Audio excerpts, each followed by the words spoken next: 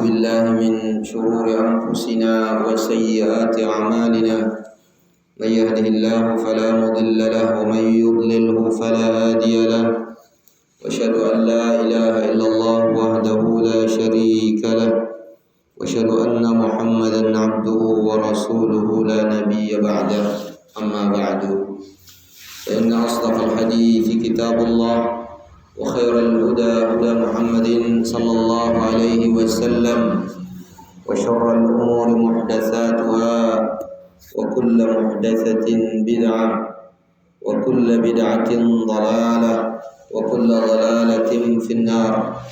Hadirin hadirat, saudaraku dan saudariku jemaah salat subuh yang kucintai karena Allah. Segala puji bagi Allah Subhanahu wa taala.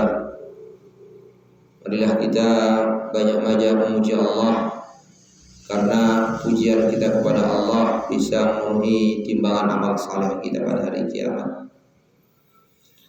Kemudian marilah kita berselawat untuk Nabi yang kita cintai, Nabi yang mulia yang diutus oleh Allah untuk manusia akhir zaman, itu Nabi kita Nabi Muhammad sallallahu alaihi wasallam. Allahumma salli ala Muhammad wa ala ali Muhammad. Jamaah rahimahullah, fa inna asdaqal hadits kitabullah. Sebaik-baik perkataan itu adalah kitab Allah. Sebaik-baik perkataan adalah kitab Allah, firman Allah. Maka mari kita dengarkan terjemahan daripada surat Ar-Rahman yang sudah kita baca dalam salat. Mudah-mudahan dari sini kita bisa mendapatkan kebahagiaan karena tahu apa yang difirmankan oleh Allah yang di dalamnya penuh dengan rahmat buat kita.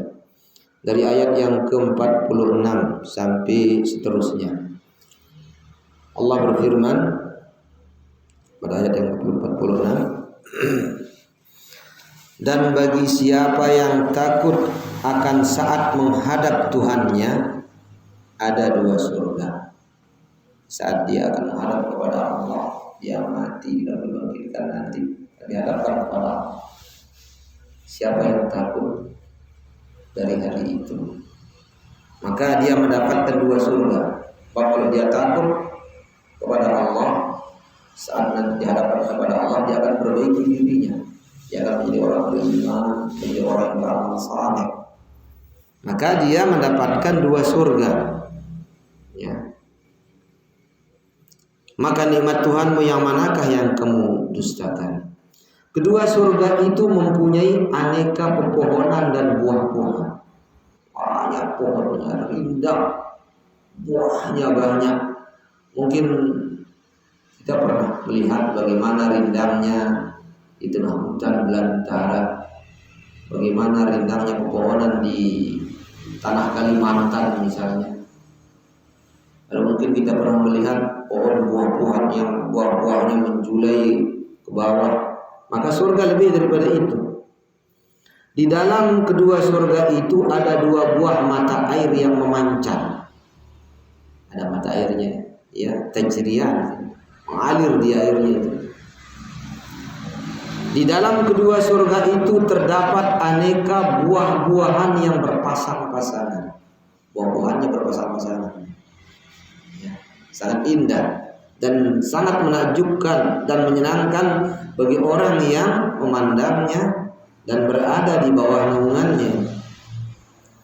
Mereka bersandar di atas permadani yang bagian dalamnya dari sutra tebal.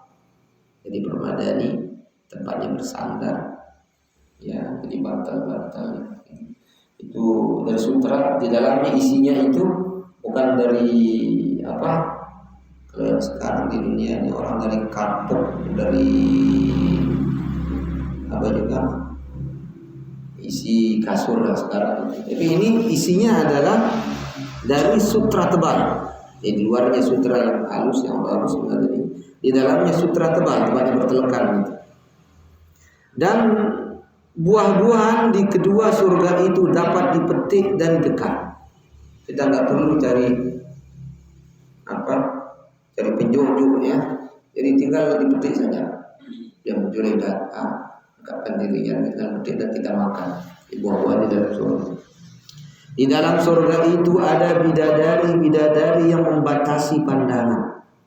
Artinya bidadari-bidadari ini kan manusia ciptaan Allah. Ya, dia bukan keturunan Nabi Adam, bukan, tapi manusia sengaja diciptakan oleh Allah demi membahagiakan orang-orang yang masuk surga itu akan menjadi istri-istrinya nanti. Yang Allah ceritakan kecantikannya seperti dalam surat ini, yang tidak pernah disentuh oleh manusia maupun jin sebelumnya. Tidak pernah ada yang menyentuhnya. Betul-betul bersih, betul-betul steril, ya. Seakan-akan mereka itu permata yakut dan marjan. Saking putihnya, saking cantiknya, jemaah rahimahumullah, dia bagikan permata yakut dan permata marjan. Tidak ada balasan untuk kebaikan selain kebaikan pula. Karena di dunia ini baik kita berbuat, balasannya baik. Ya, dan nanti jemaah rahimahumullah, bidadari itu umurnya sepantaran dengan suami yang masuk surga itu. Umurnya sepantaran, tidak tua dan juga tidak terlalu muda. Seukuran umur 33 tahun kurang lebih. Ya. Dan jamaah rahimahumullah, ada yang abkar, faja'alnahum abkar, dan yang lain. Allah menjadikan dia menjadi perawan. Ya, bidadari itu perawan yang Allah. Setiap kali dibergauli oleh suaminya, dia kembali perawan lagi. Kalau di dunia, wanita di dunia sekali dia perawan, setelah itu sudah nggak perawan lagi. Kalau di wanita di dalam surga, dia perawan. Ya, makanya dalam surah Yasin disebutkan fi syughulin fatihun. Di surga itu mereka bersenang-senang dalam kesibukannya. Kesibukannya di dalam surga itu apa? Kesibukannya di dalam surga itu adalah merusak keperawanan. Disebut oleh para ahli tafsir. Ya, itu kesibukannya. Jadi jemaah rahimahullah, kemudian Allah Subhanahu wa taala berfirman, dan selain dari dua surga itu ada dua surga lagi. Tadi kan disebut pada ayat yang ke-46, bagi siapa yang takut akan saat menghadap Tuhannya, ada dua surga yang dia dapatkan. Allah sebutkan lagi di dalam ayat yang berikutnya ini, pada ayat yang ke-62. Dan selain dari dua surga itu ada dua surga lagi, dikasih oleh Allah bagi orang yang takut kepada Tuhannya. Surga yang dua ini, kedua surga itu kelihatan hijau tua warnanya.